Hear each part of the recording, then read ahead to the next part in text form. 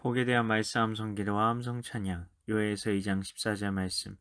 주께서 혹시 마음과 뜻을 돌이키시고 그 뒤에 복을 내리사 너희 하나님 여호와께 소제와 전제를 드리게 하지 아니하실는지 누가 알겠느냐. 주께서 혹시 마음과 뜻을 돌이키시고 그 뒤에 복을 내리사 너희 하나님께 소제와 전제를 드리게 하지 아니하실는지 누가 알겠느냐. 누가 알겠느냐. 말씀 기도입니다. 하나님 아버지, 하나님을 꼭 주라고 불러야 하나요? 주라는 말은 주인이라는 말 아닌가요? 주인님, 주인님 꼭 이런 호칭을 들으셔야만 하는 것인가요?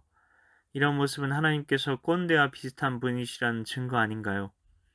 우리를 정말 사랑하신다면 그냥 품어주시고 안아주시고 다정하게 친절하게만 대해주시면 될 것 같은데 우리더러 나를 주인이라고 불러라. 너희가 하는 것을 보고 내 마음과 뜻을 돌이킬지 말지 내 뜻을 굽힐 것인지 아닌지 한번 생각해 보겠다 라고 하시는 분이 하나님처럼 보입니다.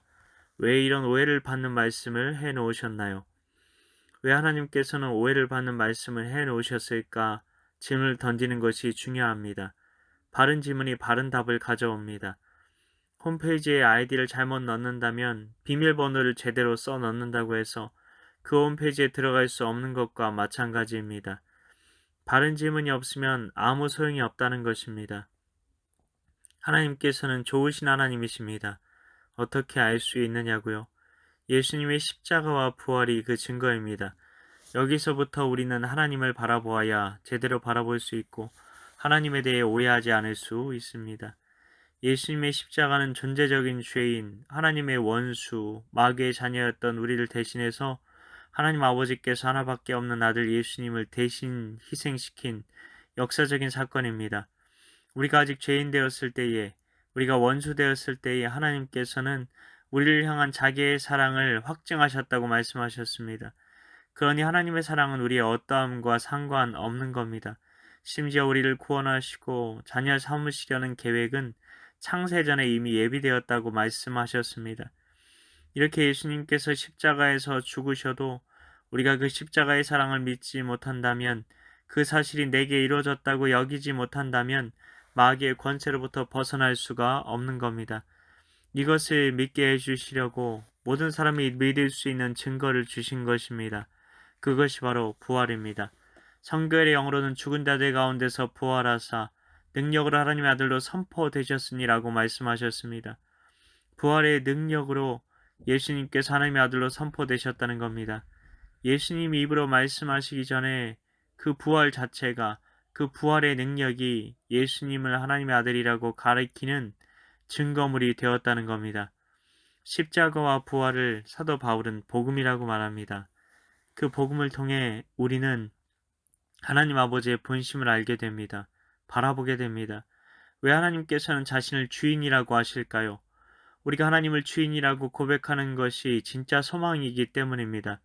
하나님을 주라고 고백한다는 의미는 이제 내 삶도 내 몸도 내 것이 아니라 하나님 것임을 고백하게 되는 것입니다. 심지어 내가 이제까지 받았던 상처도 내 질병도 내 것이 아니라는 겁니다. 이 믿음을 가져야 우리가 이 세상의 광야를 승리하며 지나갈 수 있는 것입니다. 얼마나 놀라운 복음입니까? 그리고 하나님께서 마음과 뜻을 돌이킬지 누가 아느냐? 왜 하신 것일까요? 하나님께서는 우리의 죄에 따라 심판하실 수밖에 없으십니다. 이것이 공의입니다. 세상 사람들의 죄에 대해서는 심판하시고 우리의 죄에 대해서는 심판하지 않으신다면 그것이 불공평한 것 아닙니까? 불공정한 것 아닙니까?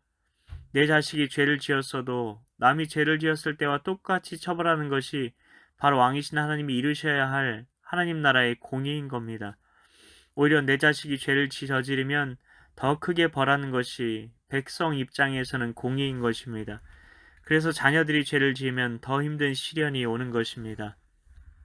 그러나 감사한 것은 우리가 죄의 유혹 가운데 흔들릴 때 하나님께서는 우리에게 감당할 만한 유혹만 주셔서 우리를 죄의 유혹에서 붙들어 주시고 건져 주시려고 역사하신다는 것입니다. 그리고 우리가 하나님께로 돌아오도록 계속 하나님의 사람들을 보내주시고 성령님을 통해 계속 우리 마음 문을 두드리신다는 겁니다. 오늘 말씀은 하나님께서 우리 마음을 두드리심에 대한 이야기입니다. 내가 너의 주인이지 않니? 더 이상 마귀가 내 주인인 것처럼, 네가 내 인생의 주인인 것처럼 살지 말아라. 그 삶이 얼마나 절망적이었는지, 거기에 소망이 없었는지 내가 충분히 경험하지 않았니? 그런데 왜 다시 그 길로 돌아가려고 하는 거니? 제발 내게로 돌아와라. 내가 뜻을 돌이키고 너를 용서할 준비가 다 되어 있단다. 내 아들아, 내 딸아, 돌아오기만 해라. 말씀하시는 하나님의 간곡한 편지가 이 말씀인 겁니다. 하나님 아버지, 우리가 하나님을 오해하지 않게 하소서.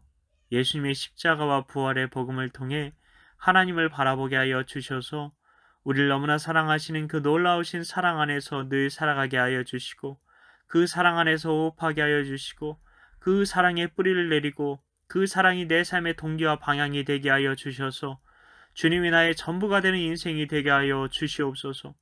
이를 위해 오늘도 말싸움 성기도 암송 찬양 가운데 나아가오니 성령으로 임하사 주님이 전부 되시는 인생을 살게 하여 주시옵소서.